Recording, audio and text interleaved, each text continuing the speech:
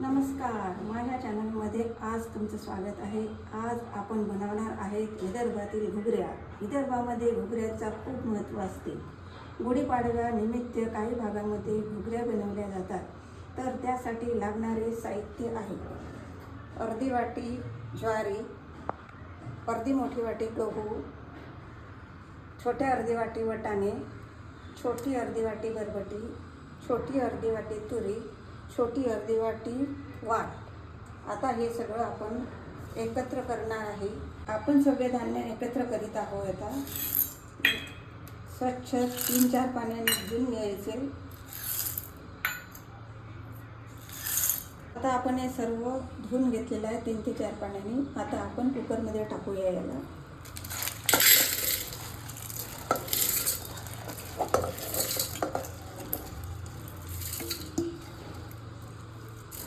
आता आपलं हे कुकरमध्ये टाकून झालेलं आहे.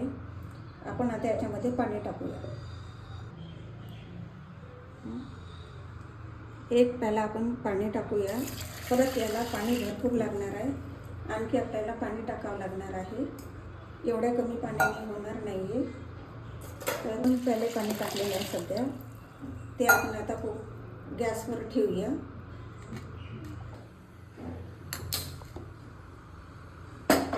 आता याला आपण एक चांगली उकळी येऊ देऊ, झाकण न लावता. नंतर मग कमी स्लो फ्लेमवर ठेवून आपण 4 ते 5 शिट्ट्या होऊ द्यायच्या. नंतर ते थोडं थंड होऊ द्यायचं. शिजलं का म्हणून झाकण त्याचं काढून बघायचं. जर परिपक्व झाला नसेल तर परत उकळीचं पाणी ठेवायचं आणि ते टाकून परत 4-5 शिट्ट्या होऊ द्यायच्या. आता याला आपण चांगली उकळी येऊ दिली आहे. आता याचं झाकण लावायचं कुकरचं आणि मंद आचेवर 5 ते 6 शिट्ट्या होऊ द्यायच्या. आणि नंतर थोडं गार झाल्यानंतर झाकण काढून बघायचं. जर पूर्ण शिजलं नसेल तर परत गरम पाणी ठेवायचं 1 ग्लास आणि ते उकळलेलं पाणी टाकून परत झाकण लावून 5 ते 7 शिट्ट्या होऊ द्यायच्या. किंवा त्याच्या आधी जर आपण हे 4 ते 5 तास भिजत ठेवलं तर थोडं लवकर शिजेल. आता हे पाण्यात भिजत ठेवलं नसल्यामुळे याला थोडा वेळ लागणार आहे.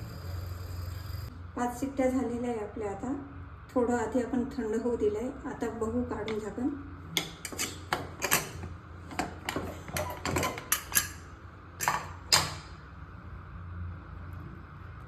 आता गरम पाणी टाकणार आहे आपण, कारण अजून व्यवस्थित शिजलेलं नाही आहे.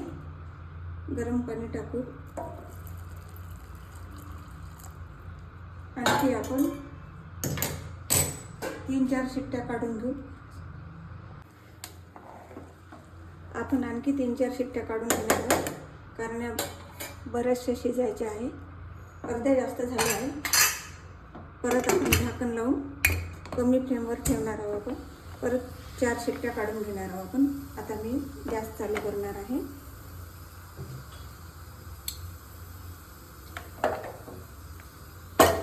गॅस सुरू करून कमी याच्यावर होऊ द्यायचा. फुल याच्यावर ठेवायचं नाही, कारण फुल गॅसवर ठेवलं तर शिजणार नाही. त्या कमी गॅसवर ठेवल्या तर शिजतात ते चांगल्या तऱ्हेने.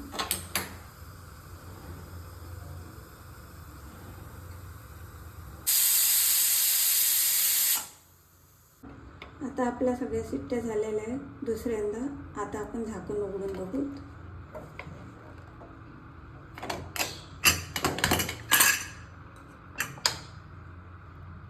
हो, छान शिजलेलं आहे, परिपक्व झालेलं आहे. तुम्ही बघू शकता. छान शिजलेलं आहे, मऊसूत झालेलं आहे छान.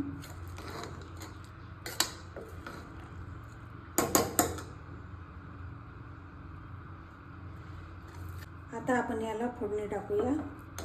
झालं आहे आता, या परिपक्व झालं आहे. आता मी फोडणी तयार करते याची. आता आपण कढई घेतलेली आहे, त्याच्यामध्ये तेल तापत ठेवलेलं आहे.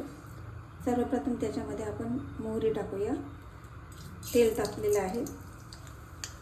मोहरी तडतडली की लगेच थोडं जिरं टाकूया. नंतर आपण कांदा टाकूया. एक कांदा बारीक कापून घेतलेला आहे.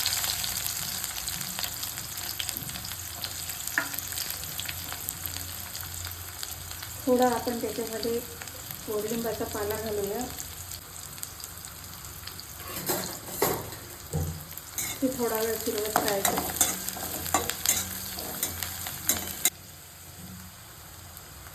एक मिरची टाकूया आपण त्याच्यामध्ये चवीसाठी. थोडं असं फिरवायचं. थोडा लालसर होऊ द्यायचा कांदा, ब्राऊन कलरचा असतो थोडं फिरवायचं चांगलं. आता आपण याच्यामध्ये टोमॅटो घालूया. टोमॅटो घालून थोडं फिरवायचं.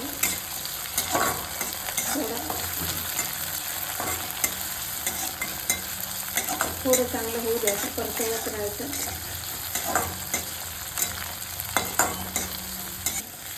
आपण आता याच्यामध्ये थोडी हळद घालूया.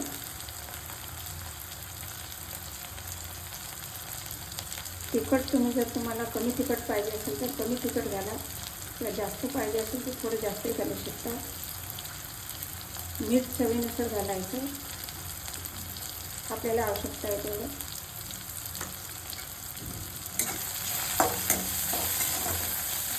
आता याच्यामध्ये मी घुगऱ्या टाकणार आहे.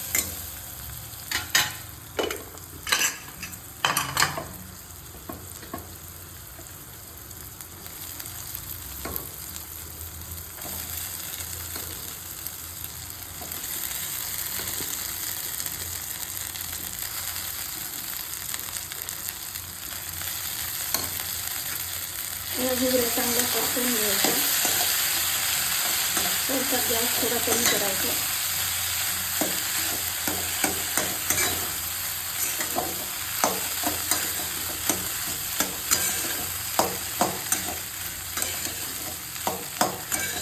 छान व्यवस्थित परतून घ्यायचं. सगळं तिखट, मीठ, कांदा, टोमॅटो व्यवस्थितपणे मिक्स करायचं.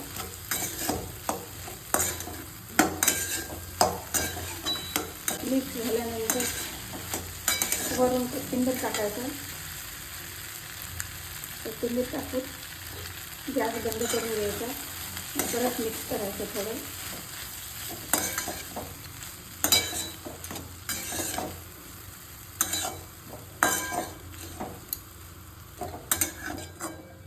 आता या आपल्या घुगऱ्या तयार आहे.